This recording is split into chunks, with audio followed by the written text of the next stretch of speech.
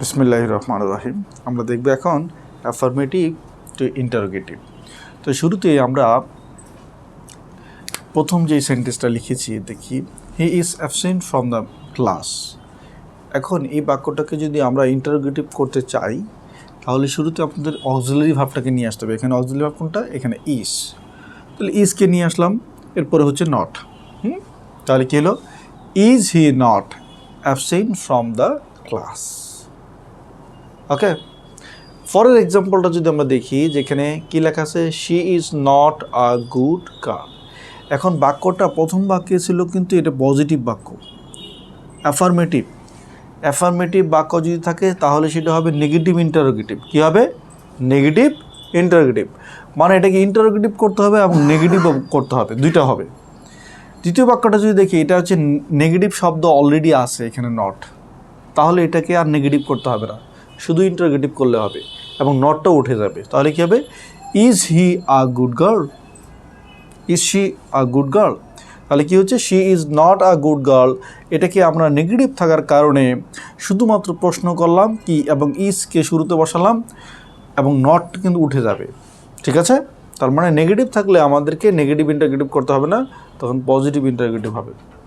পরের বাক্যটা দেখি, হি প্লেইজ ফুটবল। আমরা জানি যদি কোনো সেন্টেন্সে অক্সিলারি ভার্ব না থাকে, অক্সিলারি ভার্ব না থাকলে আমরা কী করব?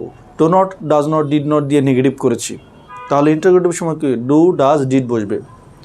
তাহলে আমরা জানি এই বাক্যটা যেহেতু পজিটিভ, সুতরাং এটাকে নেগেটিভ ইন্টারোগেটিভ করতে হবে। কী করতে হবে? Negative interrogative. তো সেই হিসেবে ভার্বের শেষে এখানে কী রয়েছে? এস থাকলে হবে কি? Does not. তাহলে আমরা কীভাবে বলতে পারি? Does he not. এটি হচ্ছে ফর্মাল ল্যাঙ্গুয়েজ। আপনি এটাও বলতে পারবেন, ডাজেন্ট হি প্লে ফুটবল, এটা হবে। ঠিক এখানেও এরকমই হবে, isn't he absent from the meeting, এটাও হবে। 4 number example, I never drink coffee. এখন নেভার থাকলে এই নেভারের পরিবর্তে এভার হবে। কী হবে? এভার হবে। এখন যেহেতু এই সেন্টেন্সে কোনো অক্সিলারি ভার্ব নেই, সুতরাং ডু, ডাজ, ডিড শুরুতে নিয়ে আসতে হবে। তাহলে আমরা কী নিয়ে আসবো? যেহেতু ভার্বের প্রেজেন্ট ফর্ম এখানে ড্রিঙ্ক, সুতরাং আমরা ডু নিয়ে আসবো শুরুতে। তাহলে ডু আই, নেভারের জায়গায় এভার, ড্রিঙ্ক কফি। 5 নম্বর চলে আসলাম, এভরিবডি লাভস ফ্লাওয়ার্স। এখন এই বাক্যটাকে আমরা কি করব? ইন্টারোগেটিভ করব। এখন বাক্যটা যেহেতু পজিটিভ, তাহলে করতে হবে কি? নেগেটিভ।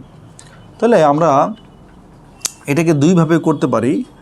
এখানে আমরা লিখেছি, ইজ দেয়ার এনিবডি। কি বলছি? Is there anybody. আপনি শুরুতে এতটুকু নিয়ে আসবেন, ইজ দেয়ার এনিবডি। তাহলে ইজ দেয়ার নিয়ে আসলেন, এনি বসালাম, এরপর এখানে বডি শব্দটা আছে, বডিটা নিয়ে আসলাম এখানে, এরপর বসালাম হু।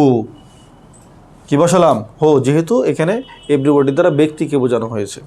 তাহলে হো নিয়ে আসলাম, ভার্বের শেষে এস বা ইয়েস রয়েছে, তাহলে আমরা ডাজ নট বসালাম। যেহেতু বাক্যটা হ্যাঁ বোধক, করতে হবে কি? না বোধক এবং প্রশ্নবোধক। তাহলে ডাজ নট লাভ ফ্লাওয়ার। এবং এটাকে যদি আমরা এরকম করি, এভরিবডির পরিবর্তে আমরা যদি হু বসাই, এরপরে ডাজ নট বসাই, কি বসাই? ডাজ নট বসালাম। কেন ডাজ নট? ভার্বের শেষে এস রয়েছে। তাহলে who does not love flower. এটাকে আপনি অন্যভাবেও করতে পারবেন, এটা বলতে পারবেন সরাসরি, হু লাভস ফ্লাওয়ার।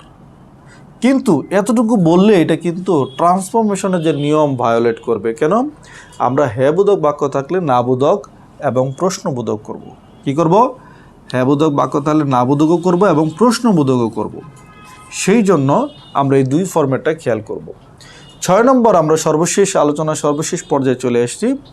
এখানে লেখা আছে, there is no use of it. এখন এই দেয়ার ইজ নো এরকম যদি কোনো সেন্টেন্স আমরা দেখি, তাহলে সেটাকে যদি আমরা ইন্টারোগেটিভ করতে চাই, তাহলে আমরা হোয়াট ইজ, এতটুকু what is the, there is no পরিবর্তে হোয়াট ইজ দ্য ব্যবহার করব। কি ব্যবহার করব? What is the. তাহলে দেয়ার ইজ নো পরিবর্তে আমরা হোয়াট ইজ দ্য ব্যবহার করলাম, তারপর আছে ইউজ অফ ইট ব্যবহার করেছি।